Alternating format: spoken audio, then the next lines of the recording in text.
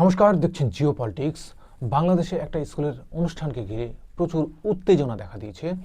গতকাল 9:30টায় সেই প্রোগ্রাম ছিল এবং সেটা স্কুলের প্রোগ্রাম।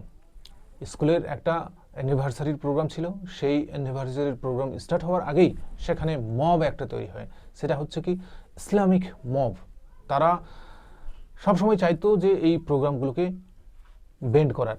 বিশেষ করে আমরা ধানমন্ডিতে 32 নম্বর ধানমন্ডিতে যেসব সরঞ্জাম ছিল এবং ছায়ানটে আক্রমণ এবং হারমোনিয়াম ভেঙে দেওয়া, এইসব ঘটনাগুলো আমরা সোশ্যাল মিডিয়াতে দেখেছি। এবং বাংলাদেশে এই মুহূর্তে ইলেকশন চলছে বা ইলেকশনের প্রচার চলছে। এই মুহূর্তে এই ধরনের প্রোগ্রাম মানুষকে কতটা স্বস্তি দেবে? স্বস্তির বদলে তো উত্তেজনার সৃষ্টি হওয়াই স্বাভাবিক, কারণ মানুষ খেতে পাচ্ছে না, মানুষ চলতে পারছে না এবং স্কুলে হচ্ছে সাংস্কৃতিক অনুষ্ঠান।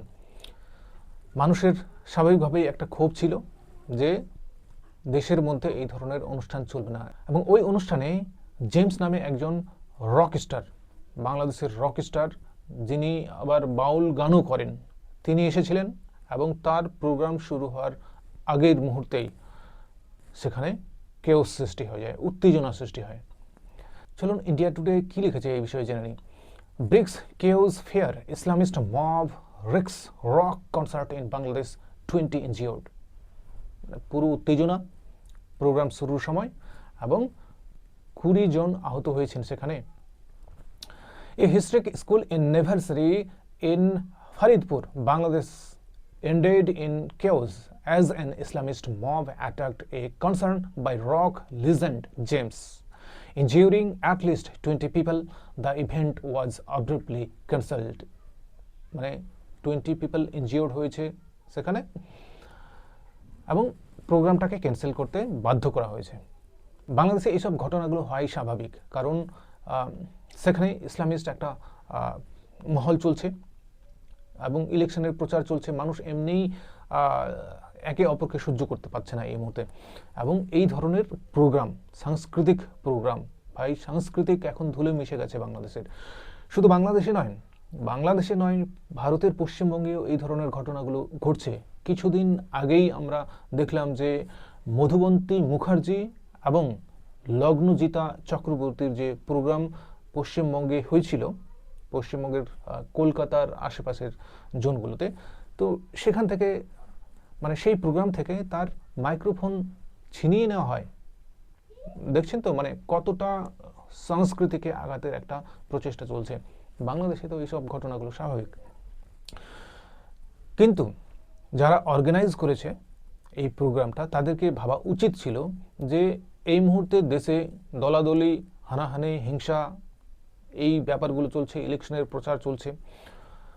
এই মুহূর্তে স্কুলের যে বার্ষিক সাংস্কৃতিক অনুষ্ঠান, সেই প্রোগ্রাম কতটা ভালোভাবে সম্পন্ন করা যায় সেই বিষয়টা তাদের মাথায় রাখা উচিত ছিল। মানুষ একটু দোষ পেলে ছোবল মেরে দেয়, মানুষ একটু রাগ দেখানোর সুযোগ পেলে সেখানে রাগ দেখিয়ে দেয়, ইভেন কি মানুষকে মেরে গাছে ঝুলিয়ে আগুন লাগিয়ে দেয়। এই ধরনের পরিস্থিতিতে বাৎসরিক অনুষ্ঠান, এখানে কোনো প্রাধান্য নেই এইসব বিষয়গুলোর।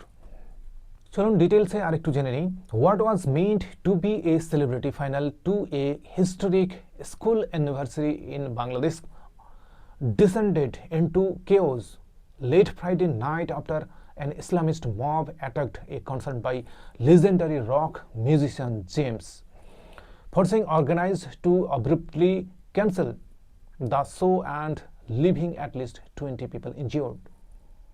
হঠাৎই বন্ধ করে দেওয়া হয়। ভাই, তোমার গান গাওয়া চলবে না, তোমার ওই সংস্কৃতি এখন আর চলে না, ঠিক আছে? সংস্কৃতি ধুলাই মিশে গেছে, ওকে ডেমোলিশ করা হয়েছে।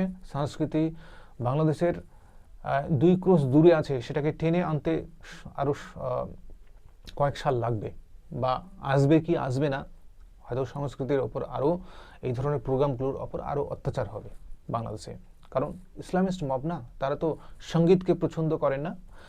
এবং আমরা এই বিষয়গুলো অলরেডি দেখেছি যে বাংলাদেশে যে ফিল্ম ইন্ডাস্ট্রি, সেটা একদম এখন নেই, তার অস্তিত্ব নেই। বাংলাদেশের সিনেমা হলগুলো বন্ধ হয়ে গেছে। আমরা এটা একবার শুনেছিলাম যে বাংলাদেশের 64টি জেলা, 64টি জেলার প্রায় বেশিরভাগ জেলাগুলোতে, অর্ধেকের বেশিরভাগ জেলাগুলোতে একদিনে যে সিনেমা হলগুলো ছিল সেখানে ব্লাস্ট করা হয়েছে। মানে মানুষ যাতে আতঙ্কে সিনেমা হলগুলোতে সিনেমা দেখতে না যায় সেই একটা মহল তৈরি করা হয়েছিল। সিনেমা হল কিন্তু একটা হচ্ছে ইনকামের মাধ্যম, এটাও একটা ইন্ডাস্ট্রি। 2023 সালে সিনেমা অ্যান্ড এন্টারটেনমেন্ট ইন্ডাস্ট্রি থেকে বা ফিল্ম অ্যান্ড এন্টারটেনমেন্ট ইন্ডাস্ট্রি থেকে ভালো একটা ইনকাম সরকার করেছিল এবং বর্তমানে এই ইনকামটা ভারত সরকারের পৌঁছেছে $1.1 ট্রিলিয়ন, অর্থাৎ প্রায় 1100 বিলিয়ন ডলারের মতো। বুঝতে পারছেন কত বড় একটা মানে ইনকাম ভারতের এই ফিল্ম অ্যান্ড এন্টারটেনমেন্ট ইন্ডাস্ট্রি থেকে আসে। তো এই ইন্ডাস্ট্রি বাংলাদেশে কিন্তু শেষ, বাংলাদেশে পুরোপুরি চম্পট হয়ে গেছে এই industry.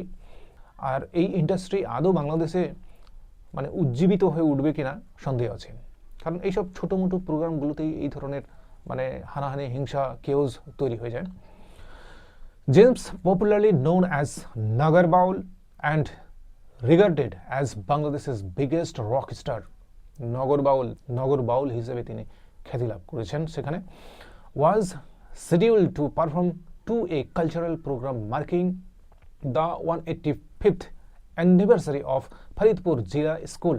The concert, which had drawn thousands of students and alumni, was cancelled minutes before it was to begin after attacks stormed the venue, hurled bricks and attempted to seize the stage.